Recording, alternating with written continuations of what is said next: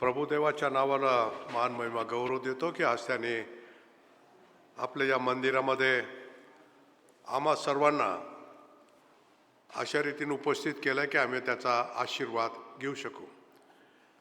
परमेश्वराच्या सहवासामध्ये आपण बसलेला असताना ज्या काही गोष्टी ते आपल्यासाठी करू इच्छितो त्या तुमच्या उपस्थितीमध्ये तुम्ही किती लक्षपूर्वक त्याच्याकडे पाहणार आणि त्याच्या वचनाचं ऐकणार त्याच्यावर ते आपण आशीर्वादाची मात्रा कशी मिळू शकतो हे अवलंबून आहे. म्हणून रविवारची आपली भक्ती हे प्रामाणिकपणे देवदर्शनासाठी आल्यानंतर त्याची अपेक्षा करत प्रार्थनापूर्वक त्याच्या वचनाला ऐकणं हे आमच्यासाठी खूप हिताचं आहे. म्हणून आपल्या मंडळीमध्ये प्रत्येक रविवार हा एक प्रकारचं सेलिब्रेशन म्हणून आपण पाळलं पाहिजे की आम्हाला खूप आनंदाने यायचं, खूप तन्मयतेनं वचन ऐकायचं, त्याला ग्रहण करायचं आणि त्याच्याप्रमाणे चालण्यासाठी प्रतिज्ञा करून भक्ती मंदिरातून आपण जायचं. हा क्रम आपल्या जीवनात जर सुरू राहिला तर आपल्याला खूप मोठा आशीर्वाद मिळेल आणि जीवनाचं कंटिन्युअस परिवर्तन होते चांगल्या स्थितीमध्ये ख्रिस्ती जीवन आपल्याला आणता येईल आणि त्याच्यानंतर मग पुढे ख्रिस्ती जीवनाची पडझड होणार नाही. एकदा पाया व्यवस्थित रचला गेला, त्याच्यात मजबूती आली, एक प्रकारची आध्यात्मिक जीवनाची मॅच्युरिटी आली, त्याच्यानंतर सर्वसाधारणपणे माणसाकडून चुका कमी होतात किंवा पापाची प्रवृत्ती हळूहळूपणे नाहीशी होते आणि मनुष्य सगळ्या प्रकारच्या आकर्षणावर विजय मिळवायला लागतो. ती स्थिती प्रत्येक ख्रिस्ती माणसाच्या जीवनात येण्याची गरज आहे आणि ती रविवारच्या दिवशी जे वचन आपल्याकडे येतं त्याच्याद्वारा त्याची पूर्तता होऊ शकते. त्या वचनाच्या द्वारा जीवनातल्या चुका, पापा, वाईट सवयी, चुकीच्या गोष्टी, देवापासून अंतरलेली अवस्था ह्या सगळ्या गोष्टी वचनाच्या द्वारा आपल्याला दाखवल्या जातात आणि वचन ऐकल्यानंतर त्याप्रमाणे करण्याचा निर्धार हा सगळ्यात महत्त्वाचा निर्णय आहे. आणि आपण नुसतं ऐकलं आणि त्याच्यानंतर कृती केली नाही तर मग आपल्याला त्याचा काही लाभ घडणार नाही. तर देवबाप ह्या आजच्या रविवारी संदेशाच्या द्वारा आपल्याला मदत करो, मार्गदर्शन करो, आशीर्वाद देऊ. काही आपल्या मंडळीसाठी सूचना आहेत. त्या सूचनेच्या नंतर एक लहानसा संदेश मी आपल्याला देणार आहे. आपल्या मंडळीमध्ये आपण रविवारच्या दिवशी जेव्हा येतो तर मंडळीच्या सगळे एल्डर लोक, वडीलधारी लोक, बहिणी, लेकरं यांचा वर्शिप सर्व्हिसमध्ये किंवा भक्तीमध्ये सहभाग असावा. तो थोडाफार वाढला पाहिजे. ती एक अतिशय महत्त्वाची गोष्ट म्हणजे प्रत्येक मी या भक्तीचा पार्टिसिपंट आहे अशी एक भावना तयार होऊन जाईल, आपलेपणा निर्माण होईल आणि जेणेकरून मंडळी आध्यात्मिक जीवनात वाढत राहील. ह्या गोष्टीकडे आपण लक्ष द्यावं. रविवारच्या दिवशी भक्तीमध्ये जेव्हा आपण कोणत्या ना कोणत्या निमित्ताने इथं पुलपिटवर येतो तर त्यावेळेस कदाचित आपल्याला शास्त्र वाचायची संधी मिळेल, कदाचित प्रार्थना करण्याची, कदाचित साक्ष देण्याची, कदाचित गीत गाण्याची, आणखी दुसरी कोणती कृती करण्यासाठी आपल्याला संधी मिळेल. तर ती आपल्यासाठी खूप महत्त्वाची बाब आहे. कारण त्या प्रसंगाच्या निमित्ताने आपलं जीवन देवासंगती कसं एकनिष्ठ आहे हे दाखवण्याच्यासाठी आपल्याला एक संधी आहे आणि त्याची पूर्वतयारी करून आपण येऊन जर आपण ते करू शकलो तर आपल्याला आशीर्वाद मिळेल आणि समोरचा जो ऑडियन्स आहे त्यांनासुद्धा आशीर्वाद मिळेल. त्याच्यामध्ये एक महत्त्वाची गोष्ट झाली पाहिजे की कोणाला तरी या ठिकाणी प्रार्थनेचं निमंत्रण दिलं, आपण यावं आणि मंडळीमध्ये भक्तीसाठी प्रार्थना करावी. मग ती व्यक्ती आल्यानंतर त्याने ज्या उद्देशाने त्यांना विनंती केली की याच्यासाठी प्रार्थना करायची त्या गोष्टीसाठी प्रार्थना करणं खूप आवश्यक आहे, महत्त्वाचं आहे आणि ते फायद्याचं आहे. परंतु त्या प्रार्थनेमध्ये आपण उपदेश करायला लागलो, संदेश द्यायला लागलो, सूचना द्यायला लागलो किंवा बायबल शिकवायला लागलो तर ते बरोबर नाही. ज्या उद्देशाने तुम्हाला पुलपिटवर उभं केलं तो उद्देश पूर्ण झाला पाहिजे. तुमच्या मनामध्ये जे काही आहे त्याच्यासाठी तुम्हाला बोलवलेलं नसतं आणि म्हणून आपल्या मंडळीमध्ये ही एक दुरुस्ती झाली पाहिजे. एखाद्या वेळेस आपल्याला इथं गीत गायला बोलवलं. तर गीत गात असताना आपण सुरुवातीलाच एक लेक्चर द्यायला सुरुवात करतो. कधी कधी गीत गात असताना मध्ये थांबून आपण काही शब्द बोलायला लागतो. तर ते प्रकार नाही झाले पाहिजे. आपण गीत गायला बोलवलं, गीत सुंदर गीत गा, सादर करा व्यवस्थित, तन्मयतेनं आत्म्याने भरून हृदयस्पर्शी गीत असं गाऊन दाखवा. तो आशीर्वाद आपल्याला मिळू शकेल. आपल्याला कोणती एखादी संधी मिळाली या ठिकाणी यायची, तर त्याच्यामध्ये आपण संदेश द्यायसाठी कोणत्याही प्रसंगातून लोक प्रयत्न करतात. आपल्याला वर्शिप टीममध्ये उभं केलं तर वर्शिपची गीतं गायच्या ऐवजी त्याचे कॉमेंट्स करायला लोक सुरुवात करतात, त्याच्यातून संदेश द्यायला सुरुवात करतात. ते विसरून जातात की ते वर्शिप करायला आले, संदेश द्यायला नाही, इन्स्ट्रक्शन द्यायला नाही, गाण्याचा अर्थ सांगायला नाही उभे राहिले, ते परमेश्वराची स्तुती करायला आले. ते प्रवृत्ती लोकांची कशी आहे की कोणती संधी तुम्हाला इथं मिळाली की त्याच्यातून संदेश द्यायचा, काहीतरी शिकवायचं, मला काहीतरी बोलायला पाहिजे, मनातल्या इच्छाकांक्षा पूर्ण करण्यासाठी आपण त्या संधीचा उपयोग करून घेतो. ही गोष्ट आपल्या मंडळीमध्ये थांबली पाहिजे. त्याच्यासाठी ही भक्ती नसते, त्याच्यासाठी ती संधी मिळाली नसते. ज्याच्यासाठी मिळाली त्याचा 100% उपयोग आपण करून घेतला पाहिजे. ही अतिशय महत्त्वाची गोष्ट आहे. आपल्या जीवनामध्ये पुष्कळदा आपल्याला साक्ष द्यायला संधी मिळते. तर साक्षी कशासाठी असते की देवाने आपल्याला काय आशीर्वाद दिला या आठवड्यामध्ये किंवा आजच्या दिवसामध्ये, त्याच्याद्वारा माझ्या जीवनात काय फायदा झाला किंवा मला काय निश्चय करावा लागला, आपला तो जीवनाचा एक चांगला पवित्र अनुभव मंडळी संगती शेअर करायचा, म्हणजे मंडळी त्याच्याद्वारा आशीर्वादित होईल. तर साक्षीच्या ऐवजी त्याच्यातून एक संदेश द्यायला सुरुवात करतात. आणि त्याच्यामुळं काय होतं की ती साक्ष ऐकणाऱ्याला वेगळं वाटायला लागतं की आपलं प्रदर्शन करत आहे का, आपल्या ज्ञानाचं प्रदर्शन करत आहे का, किंवा देवाचे त्यांचे संबंध खूप जवळचे आहेत आणि बाकी तुमचे कोणाचे नाहीत हे दाखवण्यासाठी साक्ष देत आहे का. तर असे गैरसमज होऊन मग त्या व्यक्तीच्याबद्दलचा आदर नाहीसा होतो. मग तुमची साक्ष तुमच्यासाठी फायद्याची व्हायच्या ऐवजी दुसऱ्यासाठी फायद्याची व्हायच्या ऐवजी त्याचा दुष्परिणाम होतो. म्हणून साक्ष ही एक प्रत्यक्ष जीवनात घडलेली घटना, जी सत्य घटना आहे तेवढीच सांगायची असते. त्याच्यामध्ये ॲडिशन तुम्ही जर काय केलं तर तुमच्याबद्दलचे गैरसमज होतात आणि तुम्ही कोण आहे, तुमची अपेक्षा काय आहे साक्षीच्या मधून बोलायची, त्या लोकांना कळतं आणि त्याच्यामुळं तुमच्याबद्दलच्या भावना त्यांच्या बदलून जातात. परंतु सत्य घडलेली घटना तुम्ही प्रामाणिकपणे विदित केली तर तुमच्या साक्षीबद्दल लोक देवाला धन्यवाद देतात आणि तुमच्याकडे चांगल्या नजरेने पाहतात की प्रभूने या व्यक्तीला एक चांगला अनुभव दिला, देवापाईला आशीर्वाद दे. अशा रीतीने ह्या घटना आपल्या जीवनात घडायला पाहिजे ना. आपल्या मंडळीमध्ये हळूवारपणे या गोष्टीची दुरुस्ती झाली पाहिजे. म्हणजे सत्यनिष्ठ प्रामाणिकपणे योग्यरीतीनं आपल्याला सादर करण्यासाठी आपल्याला शिकलं पाहिजे. चुकीच्या गोष्टी आपल्या जीवनातल्या थांबल्या पाहिजेत आणि त्यानेकडून जीवनाचा आमचा जो भाग आहे पुष्कळ लोकांना आशीर्वादाचं कारण ठरला पाहिजे. ह्या गोष्टी आपण लक्षामध्ये घेऊया आणि त्याच्याप्रमाणे चालण्याचा प्रयत्न करूया. आताचा हा आठवडा आहे ज्याच्यामध्ये आता आपण जगत आहोत, आजपासून पुढच्या रविवारपर्यंत हा पॅशन वीक सुरू होण्याच्या अगोदरचा एक आठवडा आहे. आणि येशू ख्रिस्ताच्या जीवनामध्ये, शिष्याच्या जीवनामध्ये, बायबलच्या इतिहासामध्ये आणि मंडळीची पूर्वस्थापना होण्याच्या अगोदरच्या 1 महिना अगोदरच्या कालावधीमध्ये खूप महत्त्वाचा हा कालावधी आहे. हा आठवडा ह्या सायलेंटली येशू ख्रिस्ताच्या जीवनात जगल्या गेला. आणि या आठवड्यामध्ये ज्या घटना झाल्या त्या फार मोठ्या प्रमाणामध्ये बायबलमध्ये नमूद केल्या गेल्या नाहीत, परंतु त्याच्यात त्या घटनेचा जो क्रम आहे त्याच्याकडे बारकाईने लक्ष दिल्यानंतर बऱ्याच काही गोष्टी आम्हाला प्रगट होतात आणि त्या आशीर्वादाचं कारण ठरतात.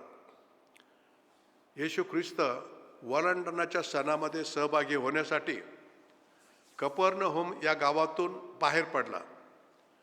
आणि तो जेव्हा आपल्या प्रवासाला निघत असे तर त्याचे काही शिष्य पुढे पाठवले जायचे की या खेड्यामध्ये आम्ही येणार आहोत, त्या गावामध्ये जाणार आहोत, त्यानंतर इथं जाणार आहोत. तसा क्रम ते पुढं सूचना देत राहायचे, मग लोक त्याच्यासाठी तयारी करायचे आणि येशू ख्रिस्त येण्याची ते वाट बघायचे.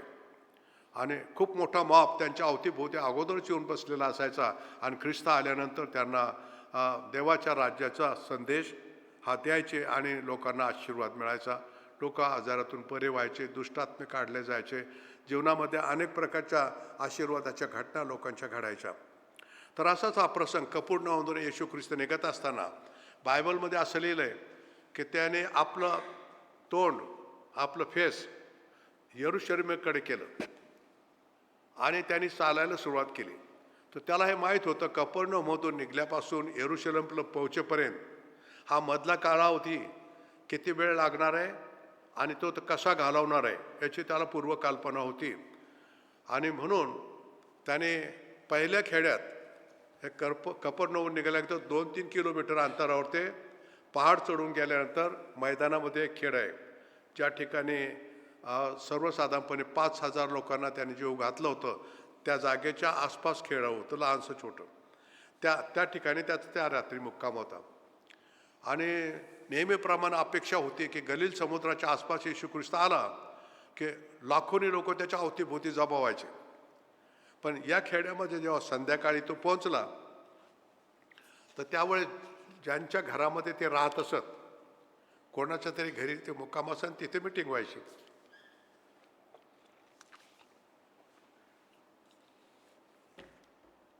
तर तिथे गेल्यानंतर त्या कुटुंबातल्या लोकांच्या शिवाय त्या गावातले कोणीही त्या मीटिंगमध्ये आले नाही. येशू ख्रिस्त आला, गाजावाजा झाला, पण त्याला भेटायला किंवा त्याचं ऐकायला कोणी आले नाही. पण येशू ख्रिस्त त्या लोकांच्या मध्ये बसलेला असताना असं म्हटलं की देवाच्या राज्यामध्ये तारलेल्यांची संख्या कमी आहे का काय? म्हणजे येशू ख्रिस्त मानवाच्या पापक्षमेसाठी आला, तारण देण्यासाठी आला, आणि ते घेणारे लोक कोणी नाही, तारणाचा संदेश ऐकणारे कोणी नाहीत. लोक निस्तेज झालेले, निराश झालेले, त्याला भेटायला न येणाऱ्या प्रवृत्तीचे. आणि गावामध्ये अशी महान व्यक्ती आलेली असताना पूर्वीच्या काळी त्याच्या व्हिजिटमध्ये हजारोने लोक असायचे. हे त्या गावामध्ये त्याची शेवटची व्हिजिट होते, कारण तो पुढे चालून पॅशन वीकमध्ये तो आपल्या जीवनाला समर्पित करणार होता आणि त्याच्यानंतर मग तो स्वर्गारोहण होणार होता. तर अशा या शेवटच्या व्हिजिटमध्ये लोकांनी त्याचा 100% फायदा घ्यायला पाहिजे होता. पण त्या मीटिंगमध्ये त्या कुटुंबातील लोकांशिवाय कोणी नव्हते. म्हणजे देवाच्या राज्याची, पापक्षमेची, तारणाची अपेक्षा करणारे लोक त्यावेळेस कोणी त्याला सापडले नाही. आणि त्याला असं वाटलं की मानवामध्ये हजारो लाखो लोकांच्यामध्ये तारण पावलेली संख्या खूप कमी आहे. आणि हे प्रमाण जर लोकांची प्रवृत्ती अशीच राहिली की सत्याचं स्वीकारायचं नाही, चांगल्याची प्रवृत्तीला कबूल करायचं नाही आणि आपल्या स्वइच्छेने जगण्यासाठी आपण पाहिजे ते करायचं असं जर राहिलं तर कदाचित लोकांच्या तारलेलीची संख्या प्रमाणाच्या बाहेर कमी राहणार आहे आणि स्वर्गाच्या राज्यामध्ये त्यांचा प्रवेश होणार नाही. पण येशू ख्रिस्त येण्याच्या उद्देशाचा काय फायदा झाला ते एक चिंता येशू ख्रिस्ताला त्या दिवशी वाटत होती. आणि मग येशू ख्रिस्त हळूवारपणे कफरनहूमापासून या खेड्यातून त्या खेड्यातून त्या खेड्यातून त्या खेड्यातून असा पूर्ण जो देश होता, तर 1 महिन्याचा कालावधी त्याचा होता तो प्रवास करायचा. तर या दरीखोऱ्यामध्ये, या पहाडामध्ये, या डोंगरावरती, या गावामध्ये, त्या खेड्यामध्ये, त्या विहिरीच्या काठावरती, का अमुक ठिकाणी जंगलामध्ये किंवा एखाद्या बगीच्यामध्ये, अशा रीतीने त्याचा मुक्काम करत करत करत तो शेवटी बेथानी नावाच्या गावामध्ये आला आणि तिथे त्याने रात्री मुक्काम केला. आणि मग तिथून पुढे पॅशन वीकचा त्याचा प्रवास सुरू होतो. पण हा जो आठवडा आहे, कफरनहूमातून निघून बेथानी गावात येईपर्यंतचा याच्यात तो संपूर्ण सायलेंट आठवडा आहे. त्याच्यामध्ये तो कुठे गेला, कुठं मुक्काम केला, कोणत्या कोणत्या गावात व्हिजिट केली, काय काय घटना घडल्या, कोणाला फायदा झाला, कोणाला काय संदेश दिला, ह्या गोष्टीचा उल्लेख खूप कमी प्रमाणामध्ये बायबलमध्ये आहे. परंतु हा खूप महत्त्वाचा आठवडा आहे, कारण या काळामध्ये त्याच्या अवतीभोवती हजारो लाखो लोक जमण्याच्या ऐवजी कमीत कमी 12 लोक त्याच्याजवळ असायचे आणि मग त्याच्या हृदयामध्ये जी चिंता होती तर ती सगळी व्यक्त करून त्याच्या शिष्यांना तो शिकवत होता, त्यांच्यावर संस्कार करत होता. नेमकं काय होणार आहे, कशासाठी होणार आहे, त्यांनी त्याला काय शिकायचे त्याच्या जीवनातून कोणता आदर्श घ्यायचा, तो त्याच्या जीवनातले शेवटचे दिवस घालवत असताना, जगत असताना कसा वागतो, कसा बोलतो, काय करतो आणि कोणत्या गोष्टी शिकवतो, कोणत्या गोष्टीवरचं महत्त्व सांगतो, ह्या सगळ्या गोष्टी त्या शिष्याच्या मनावर प्रतिबिंबित करत होता. त्याचा ऑडियन्स म्हणजे 12 लोकांचा. महिनाभर ते संगतीच, इथून निघाले तिथं, तिथून निघाले तिथे, अशा रीतीनं ते या आठवड्यामध्ये प्रवेश करत चाललेले होते. आपल्या जीवनामध्ये असा एक जीवनाचा हा अंतिम आठवडा आहे. आता 2000 वर्षापासून ख्रिस्ती समाजाची स्थापना झाल्यावर आता वाटचाल आपण करत आलेलो आहोत आणि येशू ख्रिस्ती येण्याची आता वेळ जवळ आलेली आहे. तो जो शेवटचा आठवडा आहे 2000 वर्षामधील, कदाचित हा 10 वर्षाचा आठवडा असेल, कदाचित 1 वर्षाचा असेल, 5 वर्षाचा असेल, माहिती नाही, परंतु येशू ख्रिस्ती येण्याचा वेळ जवळ आलेला आहे. या दिवसात आपल्याला आपल्या जीवनाची तयारी करायची आहे. आपल्याला स्वतःला आत्मिक जीवनात जगायला पाहिजे, येशू ख्रिस्तासाठी जगायला पाहिजे, आपल्या स्वतःसाठी जगायला पाहिजे, आपल्या कुटुंबासाठी जगायला पाहिजे, कामधंदा करण्यासाठी जगायला पाहिजे. परंतु ह्या येशू ख्रिस्तासाठी जगणं याच्या व्यतिरिक्त बाकीच्या ज्याच्यासाठी आपण जगू त्या सगळ्या गोष्टी आज नाही तर उद्या लयात जाणार आहे. पण ख्रिस्तामध्ये आपण जगत असताना आध्यात्मिक जीवन किंवा पवित्र जीवनात आपण जगलो त्याचं श्रेय आपल्याला मिळणार आहे, कारण अनंत काळच्या जीवनात प्रवेश होण्यासाठी आपली योग्यता आपण टिकून ठेवणार आहोत. आणि म्हणून येशू ख्रिस्त येण्याच्या अगोदर जी आपल्याला पूर्वतयारी करायला पाहिजे तो हा काळ आहे. हा अतिशय महत्त्वाचा काळ आहे आणि या काळामध्ये आपल्याला त्याची जाणीव नाही, आवश्यकता वाटत नाही, आपल्याला त्याची अर्जन्सी वाटत नाही आणि जगाबरोबर आपण सायलेंटली निद्रित अवस्थेमध्ये आपण जीवन जगत आहोत. त्याचं कारण काय की जग पापाच्या व्यसनामध्ये इतकं काय मग्न झालेलं आहे की त्यांना ख्याली खुशाली, चैनबाजी, काळा बाजार, सट्टेबाजी, करप्शन याच्यामध्ये ते इतकं मग्न झाले की जगातले लोक यांना चांगलं काम करण्यासाठी कधी सूचनाच मिळत नाही, त्यांच्या मनात ते विचारच येत नाही. लोकांना लुटून खायचं, काळा बाजार करायचा, लोकांचं नुकसान करायचं, आपल्या भल्यासाठी कोणाला जर आपलं रक्तपात करावा लागला तर ते सगळं करायचं, ते सगळं न्याय आहे, त्याच्यामध्ये काहीच चुकीचं नाही, माझ्या भल्यासाठी मी करतो हे बरोबर आहे, अशा भावनेचे अशा विचाराचे लोक आज तयार झालेले आहेत. त्यांच्यामध्ये आम्ही जगत असताना आम्ही सुद्धा सायलेंटली जगत आहोत, पण आम्ही ख्रिस्ताचे आहोत. आपण कशासाठी जगत आहोत, आपल्याला काय करायला पाहिजे, हे युग कोणतं आहे, हा कालावधी कोणता आहे, त्याचा आपण विचार करायला पाहिजे. पवित्र शास्त्राचं चिंतन मनन करत असताना या युगाबद्दलच्या बऱ्याच गोष्टी बारकाईने पवित्र शास्त्रात लिहिलेलं आहे त्या वाचून आपल्या जीवनाची आपल्याला तयारी करायला पाहिजे. म्हणजे काय होईल की जगामध्ये आपण जर दुसरं काही कमवलं नाही तर आनंदकालचं जीवन मी गमावलं नाही, ही श्रद्धा किंवा ह्या लाभ आपल्या जीवनात घडला पाहिजे, हे अतिशय महत्त्वाचं आहे. जीवनामध्ये बऱ्याच काही गोष्टी कमावल्या जाऊ शकतात, त्याचं श्रेय आपल्याला मिळेल, त्याचा आनंद आपल्याला मिळेल, त्याचा स्वाभिमान आपल्याला वाटेल, परंतु त्या गोष्टी सगळ्या सोडून जावं लागणार आहे. पण ज्याच्याबद्दल आपल्याला खरोखरच अभिमान बाळगला पाहिजे किंवा खूप तन्मन धनाने परिश्रम केले पाहिजे ते आत्मिक जीवन आहे, तर त्याच्याकडे आपण दुर्लक्ष करून चालणार नाही. कमीत कमी आपल्या मंडळीतील लोकांनी आपण सत्य आधारित वचनावरती जीवन जगण्यासाठी या मंडळीची स्थापना केलेली आहे आणि पवित्र शास्त्राप्रमाणे येशू ख्रिस्ता सांगते आत्मिक जीवन जगावं आणि त्याचा लाभ त्याच्या गौरवासाठी आणि आपल्या संपर्कात येणाऱ्या लोकांसाठी येशू ख्रिस्त त्यांना प्राप्त होऊन ते तारणाकडे यावेत, याच्यासाठी आपलं जीवन आहे. आपल्या जीवनाचा उद्देश महत्त्वाचा कशासाठी आहे की मंडळीच्या मधून या माध्यमातून आपण जगाला ख्रिस्त दाखवावं, आपण जगाला बायबलचं सत्य दाखवावं, आपल्या चांगल्या जीवनाचा लाभ लोकांना घडावा, माझं जीवन कोणासाठी आशीर्वादाचं कारण ठरावं, ह्या गोष्टीसाठी या युगामध्ये आपण जीवन जगत आहोत. परंतु ही गोष्ट आपल्याकडून जर घडत नसेल तर आपल्या जीवनात काहीतरी चूक होते, ती दुरुस्ती झाली पाहिजे. आणि आजपासून आपण त्याच्यासाठी जगलं पाहिजे की माझं जीवन हे ख्रिस्ताचं आहे, त्याच्या गौरवासाठी आहे, जनतेच्या फायद्यासाठी आहे, येशू ख्रिस्ताकडे आत्मिक जिंकून आणण्यासाठी आहे. आणि त्याच्यासाठी आपण जर काम करू शकलो तर खूप चांगलं होईल. कारण दुसरे सगळे आपण कामं करतच आहोत, पण ज्याच्यासाठी आम्हाला देवाने या युगात जगास ठेवलं ते काम आपण जर करणार नाही तर मग ते बरोबर होणार नाही आणि त्याचा लाभ आपल्याला नाही घडणार.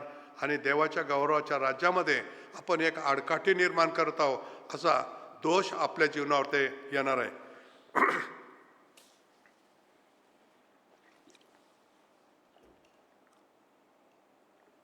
हा येशू ख्रिस्ताच्या जीवनातील शेवटच्या आठवड्याचा जो कालावधी आहे तिथपर्यंत येशू ख्रिस्त जीवन आता पोहोचलेला आहे. आणि तुम्हाला आणि मला त्याच्या मनात चाललेले जे भावना आहेत, ते विचार तरंग आहेत, त्याच्या समोर येणाऱ्या ज्या घटना आहेत, तर त्याला सगळी त्याची पूर्वतयारी आहे की बेथानीतून निघाल्यानंतर जावळ्याच्या रविवारी काय होणार आहे.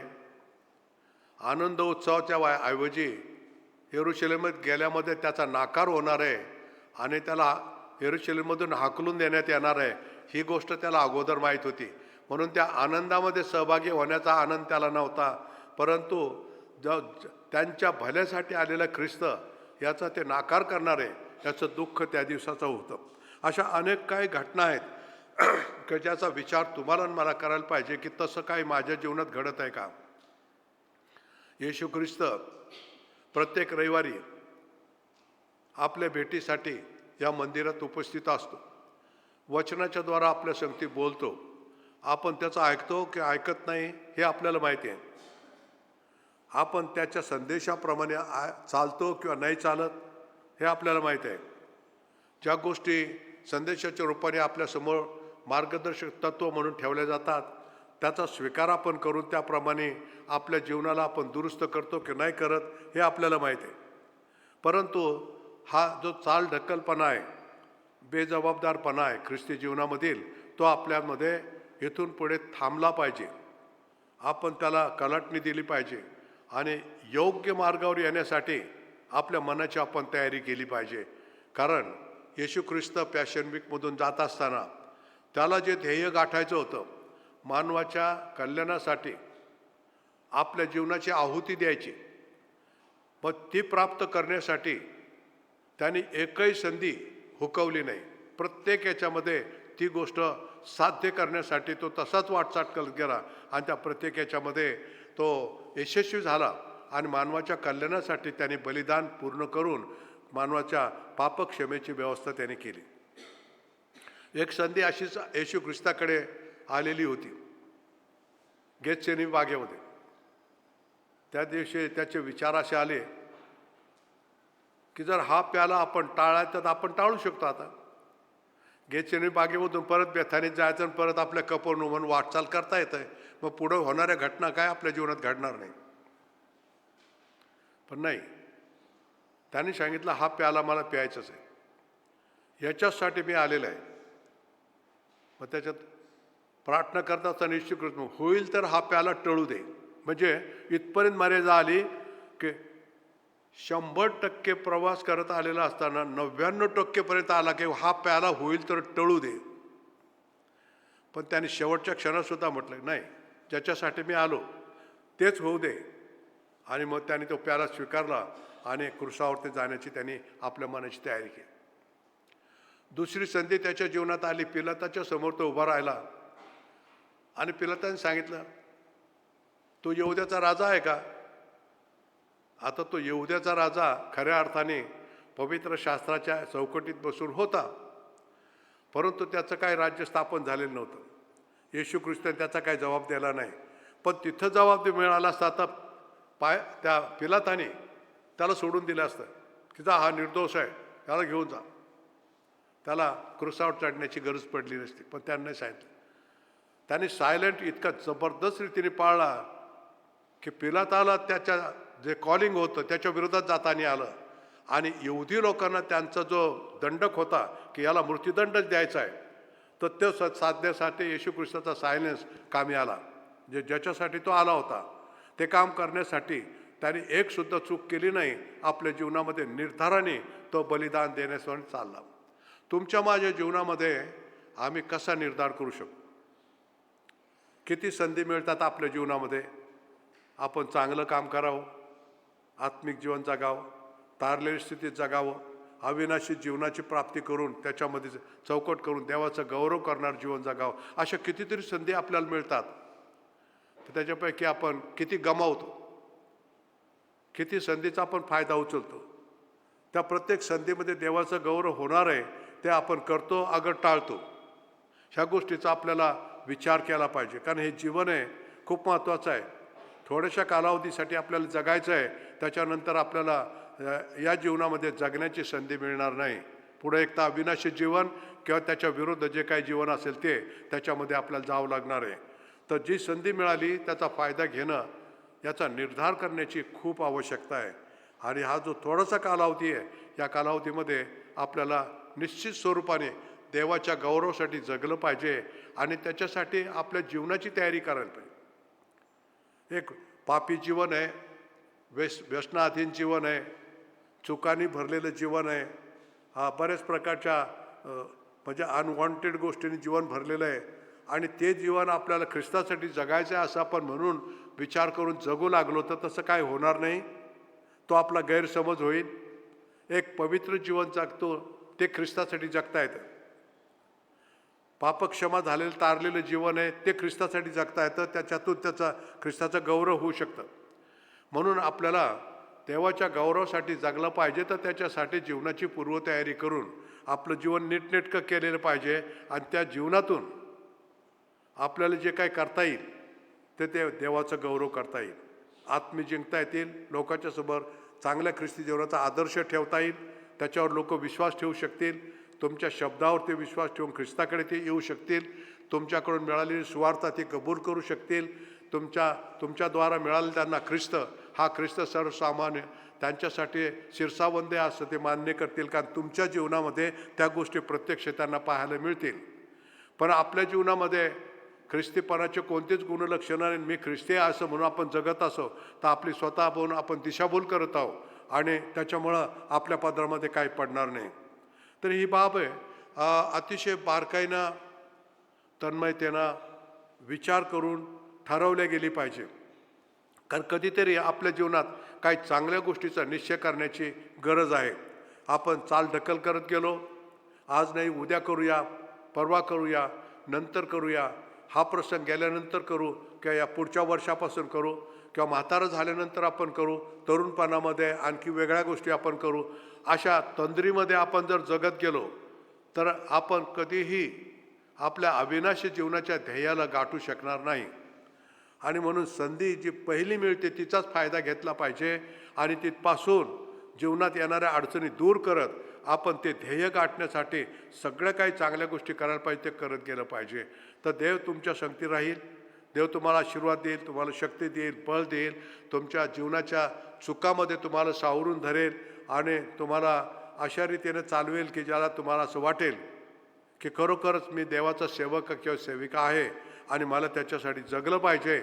आणि मग त्या निर्धारण जगत असताना बऱ्याच प्रकारच्या आकर्षण आपण टाळू शकतो. बऱ्याच प्रकारच्या चुकाच्या व्यवहारामधून आपण बाजूला होऊ शकतो आणि जे काही देवाला आवडतं ते करण्यासाठी आपण 100% प्रयत्न करू शकतो आणि त्याचं समाधान आपल्याला जरूर प्राप्त होऊ शकतं. तर ह्या ज्या सगळ्या काही गोष्टी आहेत तर त्या तुम्हाला आणि मला कधीतरी जीवनामध्ये निश्चयपूर्वक देवाच्या हातात आपल्याला जीवन द्यायला पाहिजे. कधीतरी आपलं परिपूर्ण समर्पण झालं पाहिजे की एक वेळेस मी हा पाऊल उचलला तर नो टर्निंग बॅक. आता मी मागं फिरणारच नाही. जे काय निर्धार केला त्याच्यामध्ये जीवनाच्या शेवटपर्यंत मी टिकून राहील.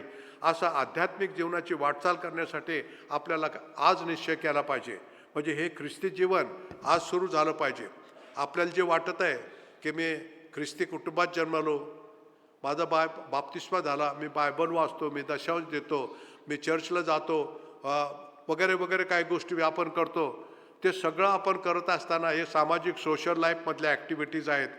पण आध्यात्मिक जीवन परिवर्तन झालं का? पापविरहित जीवन आहे का? जो ख्रिस्त तुम्हाला कबूल करू शकतो, स्वर्गाच्या राज्याचे हक्क देऊ शकतो, ती अवस्था तुमच्या जीवनात आहे का? ती नसली तर हे सामान्य सामाजिक ख्रिस्ती जीवन हे तुम्हाला स्वर्गाच्या राज्यात घेऊन जाणार नाही. हे जे रूढिवाद आहे, रुटीनचं ख्रिस्ती जीवन आहे आपण प्रभोजन घेतलं, आपण चर्चला आलो, आपण दशांश दिला, आणखी काय सामाजिक जीवनात काय दिलं, चर्चला काय दान देऊन टाकलं वगैरे वगैरे, या सगळ्या गोष्टी येतील आणि जातील. त्या तुम्हाला आध्यात्मिक जीवनात आणणार नाहीत.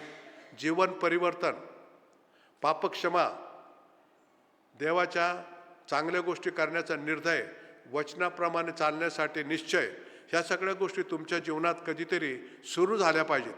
मग तो जो तुमचा जीवन परिवर्तनाचा टाईम आहे, का तो वेळ आहे, का तो दिवस आहे, त्या दिवसापासून तुम्ही वाटचाल करू लागले तर एक एक गोष्टीवरती विजय मिळवता एक खंबीर येशू ख्रिस्ताचा शूर शिपाई म्हणून तुम्हाला जगता येईल. आणि येणाऱ्या प्रत्येक गोष्टी ज्या ख्रिस्ती जीवनाच्या आड येतात त्याचा सामना करून तुम्हाला त्या टाळता येतील. आणि मग एक मॅच्युरिटी तुमच्या जीवनात येईल की ज्याच्यानंतर शैतानाचे सगळे जळते बांध तुम्हाला सहज विझवता येतील आणि तुम्हाला कोणी भुलू शकणार नाही, चुकीच्या मार्गाने नेऊ शकणार नाही, वाईट सवयी ठेवणार नाही, वाईट संगती ठेवणार नाही आणि शास्त्राच्या विरोधात, देवाच्या विरोधात वागण्याची प्रवृत्ती तुमच्या जीवनात येऊ देणार नाही. तर देवाला काय आवडतं ते करण्यासाठी तुमचं पूर्णत्वाचा सहाय्य करीन. ही अवस्था तुमच्या जीवनात येण्यासाठी आज त्याची सुरुवात झाली पाहिजे. आपण कधीतरी निश्चयपूर्वक आपल्या जीवनाला देवाच्या हातात दिलं पाहिजे. आणि तसं जर होऊ शकलं तर हा पॅशन वीक निर्माण होण्याच्या आधी किंवा पॅशन वीक सुरू होण्याच्या आधी तुम्हाला आणि मला त्याच्यात प्रवेश करावा लागणार आहे. पुढच्या आठवड्यात, आज 8 दिवसाच्या रविवारपासून तो पॅशन वीक सुरू होतो. 8 दिवसामध्ये बऱ्याच काही गोष्टी घडणार आहेत. येशू ख्रिस्ताच्या जीवनात घडल्या, शिष्याच्या जीवनात घडल्या, यहुदी समाजाच्या जीवनात घडल्या आणि त्याच्यातून निष्पन्न काय निघालं, मानवाच्या कल्याणासाठी तारणाचा संदेश त्याच्यातून निर्माण झाला आणि पापक्षमेची व्यवस्था त्याच्यातून तयार झाली. तसं तुमच्या माझ्या जीवनामध्ये खऱ्या ख्रिस्ती जीवनाची प्राप्ती आणि अनंतकालच्या जीवनामधील तुमची मॅच्युरिटी हे तुम्हाला प्राप्त झाली पाहिजे. आणि ती आज जर सुरुवात होत नाही तर कधीच होणार नाही. आणि म्हणून आजची संधी आपण न गमावता आज आपल्या जीवनाचं समर्पण करूया. प्रभोजनाच्या विधीच्या अगोदर तुम्ही आपल्या जीवनाला देवाच्या हातात द्या. परमेश्वराच्या कृपेमध्ये चालण्यासाठी, वचनाप्रमाणे चालण्यासाठी आणि येशू ख्रिस्तासाठी मला जीवन जगलंच पाहिजे हा निर्धार करून आपल्या जीवनाचं समर्पण करा. आणि मग प्रभू भोजन घ्या. त्याचा आशीर्वाद कसा मिळतो, त्याची शांती कशी मिळते, त्याचं समाधान कसं मिळतं, त्याचा अनुभव आज तुम्ही घ्या आणि एक नवी ख्रिस्ती जीवनाची वाटचाल आजपासून तुम्ही सुरू करा. देवबाप तुम्हाला आशीर्वाद देऊ.